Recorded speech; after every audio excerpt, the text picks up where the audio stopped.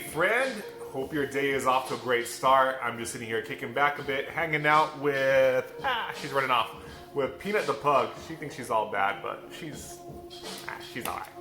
But anyhow, last night I was having a conversation with an amazing friend, with another coach, and I was sharing a bit about my journey, and it has to do with my name.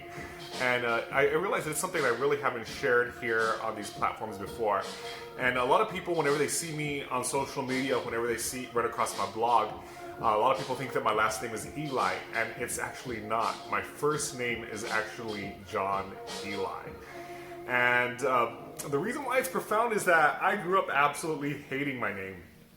I'd run into people that have a little bit more eccentric names, and I think why did my mom name me John?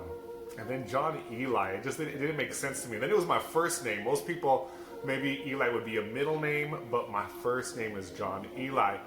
And I remember one time I was talking to my mom, and I asked her, Mom, why did you name me John Eli? It's such a horrible name. And I remember my mom got all hurt with me, and I don't blame her. But she's like, I prayed about it, and I really just wanted to give you a profound name, and John was in the Bible, and so was Eli, and I wanted something easy for you to learn. It says 4 letters for John, 3 letters for Eli, and that was it. And I'm like, man, you just named me John Eli because it was easy to spell? Nice going, Mom.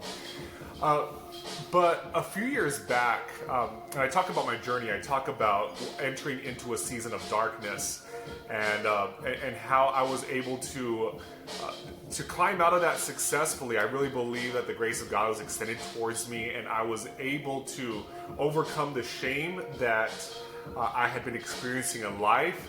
I learned how to love myself again, which is something that I know it might sound a little bit cheesy, especially coming from the standpoint of a man, but I really had no self-worth, and it wasn't until I learned to love myself that I was able to value this person that God created, and I was able to rise up and be the man that God created me to be. But through that journey, through that process, one day I was looking up my name, and I saw that John means that God is gracious. And I was like, yeah, because of the grace of God, I was able to have this encounter. I was able to deepen my self-actualization and be able to climb out of this pit that I had found myself in. And I don't deserve this because, man, I was pretty jacked up. I was pretty messed up. So the fact that I was able to climb out of that is just an act of grace itself. And I feel like I had ascended. I felt like I was at a higher level in life, and I was able to finally step out of that cloud of shame, and it was a good place. It felt good to be where I was at. So I began to look up the name Eli and what it meant, and Eli means ascension. And whenever I realized that my name means God is gracious, and whenever Eli means ascension, I realized that my mom, without realizing it, she thought that she was just naming me an easy name to spell, 4 letters for my first name, 4 letters for John, 3 letters for Eli. And when in reality, she was actually setting forth a prophetic declaration over my life. And that prophetic declaration is that someday I was going to encounter the grace of God, and I was going to be able to ascend. And that's really what I feel has happened to me. I feel like I'm John Eli now. I encountered grace, and grace lifted me up to where I need to be. So what does that have to do with you, my friend? Let me tell you this. I feel that it's my mission in life to extend that very same grace that was extended to me.